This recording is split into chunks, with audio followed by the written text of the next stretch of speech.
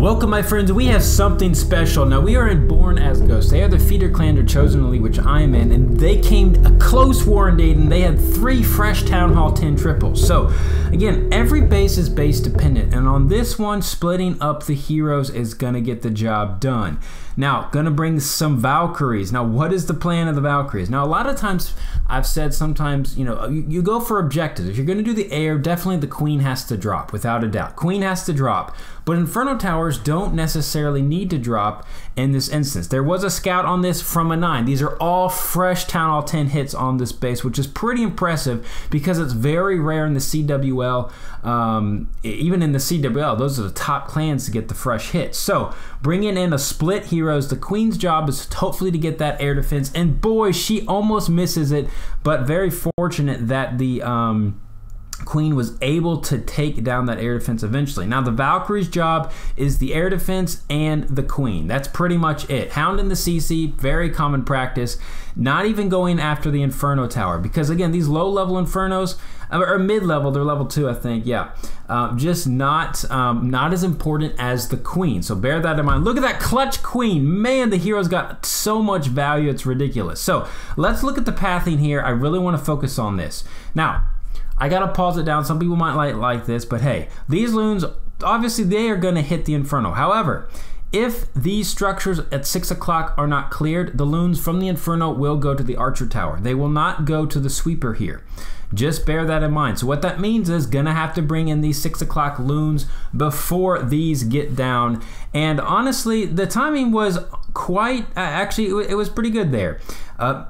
This Archer Tower, barely, he had a couple more. So the first 6 o'clock was fine. These right here were just a little too late. So what's gonna happen is you gotta realize they're gonna go to the cannon, then they're gonna go to this wizard tower, then they're gonna hit to the mortar. And you want them to go in here to the core. That is where you want the pathing. So late on these mortars, and look what happens. Just exactly what I said. He had a couple split off, but most of the loons came back to the mortar. And because of that funny pathing, it almost cost him the raid. So keep that in mind. Again, loon pathing, it's so specific. Like if you're off by like 2 seconds, it could totally mess you up. Thankfully, they weren't maxed out defenses, and that really helped. If these were maxed out, would it have mattered? It might have. It would have definitely come down to the wire. He still had a Hound left, so I think he probably still would have gotten the 3-star. And a very good attack, but I'm just letting you realize how like precise it is, and that's why using loons to get the 3-star can be very difficult and takes a lot of time. And I've tried to ingrain that, like, try to think about where the pathing's gonna go, and don't just hope. We're gonna hope they're gonna go to the core and take out what you need to take out. No, that's not how loons work. Loons have a specific path that they go on, and they will not divert. Maybe you'll have some split off, but you really don't want that.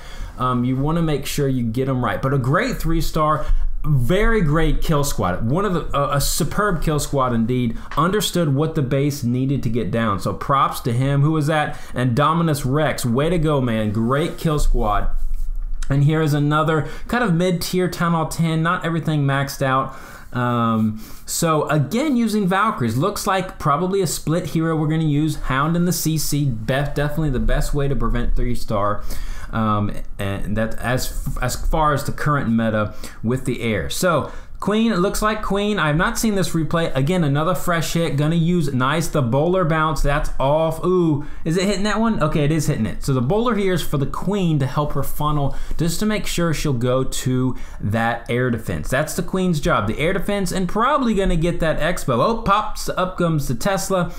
And yeah, Queen's definitely gonna get the air defense.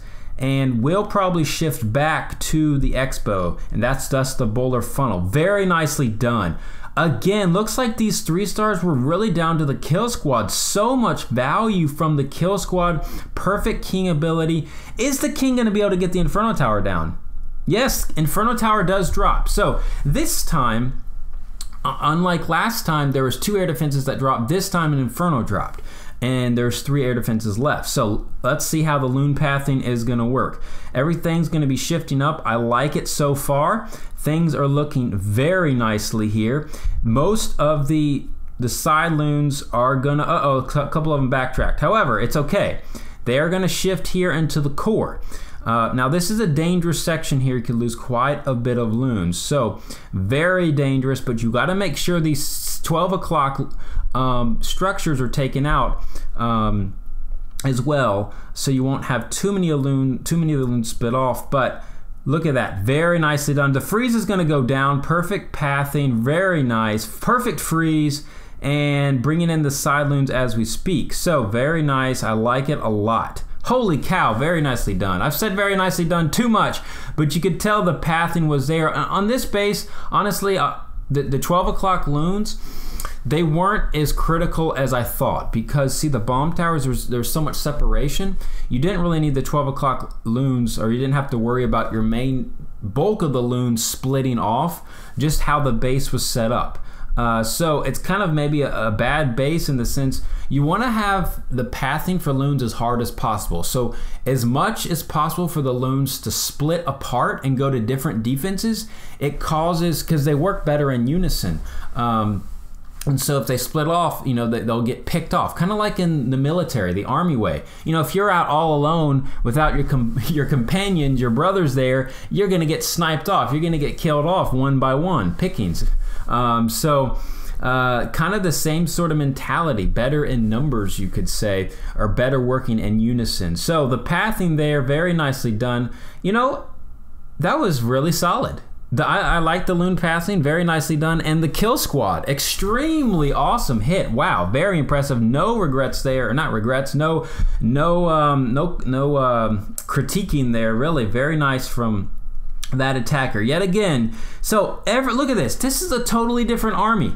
Totally different army using the So a mixture. So it looks like the GoLaLoon with some minions as well. Now my guess is maybe I wonder what's in the CC. That's my guess. I assume it's a hound in the CC, but maybe not. And I think the use of the kill squad to push here, because there's so much value up here to the north, you just have to put a push. You have to push it with bowlers. Even though it's a hound CC and the split off of the queen. So there was so much there that the base was calling for it. It really was. He got 2 air defenses down, it looked like, got 2 expos down, and is he gonna get the Inferno Tower down? No. Inferno Tower will not drop, but that is okay. Gonna get the extra Wizard Tower. So much value with that kill squad. Again, even if a hound is in the CC, you can still bring a heavy kill squad depending on the base, because this base was weak to the northern hit from the 12 o'clock side. That's really all you had to worry about. So only has 1 hound. No, there's 2 hounds. He's got 2 hounds and nice funnel. Okay, look at this. Funneling 101, very nice. These were put down at the precise time. If you did not put those loons down, these middle core loons would have shifted to the outside. And that could have caused danger. They wouldn't have pushed as quickly to the Inferno Towers. And we're going to see exactly what happens here.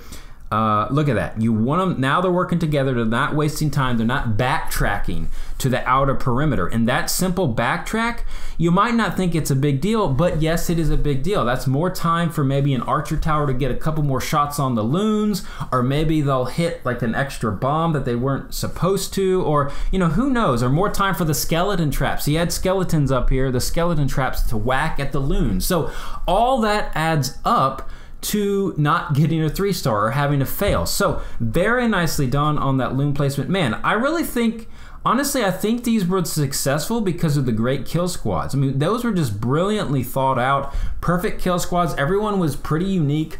Some used Valkyries, this one used bowlers and 2 golems. So again, very base dependent. If you need help, ask your clanmates. It's always good to throw ideas around, because sometimes, you know, just talking it out loud, you know, goes a long way. So very nicely done. Wow, that was clutch. They would not have won the war with that to happen. And you know what? Let's just throw in for good measure, because look at this war events. Apparently, they had to get a 2-star on their number 1.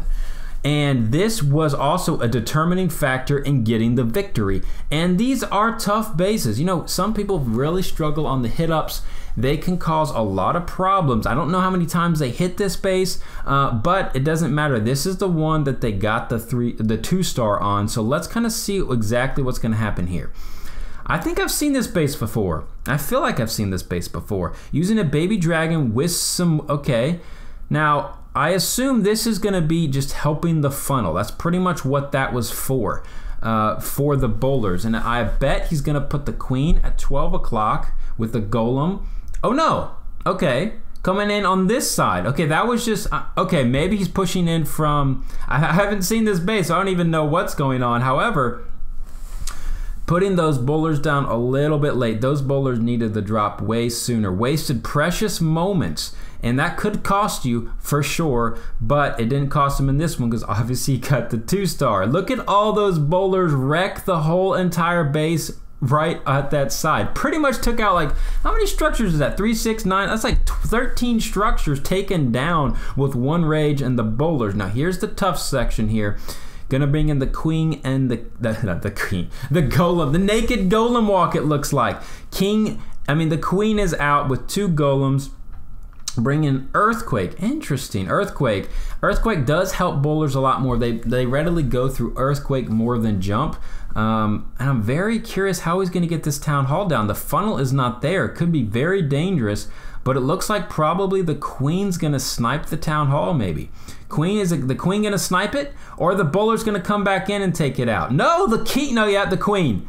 The queen's gonna come back in, it looks like. Yep, I called it, my friends. Clutch queen coming down to the wire. If the queen did not go in there, would not have been the success, but nicely done from Shap. Pretty cool, very interesting strategy. Probably not how I would have hit it, but that's why I love showing these videos, because you get different ideas. Very clutch indeed. I like it. So anyways, thanks for having me, Bag of Ghosts. If you want to join this, you can definitely, Bag as Ghosts, Born as Ghosts.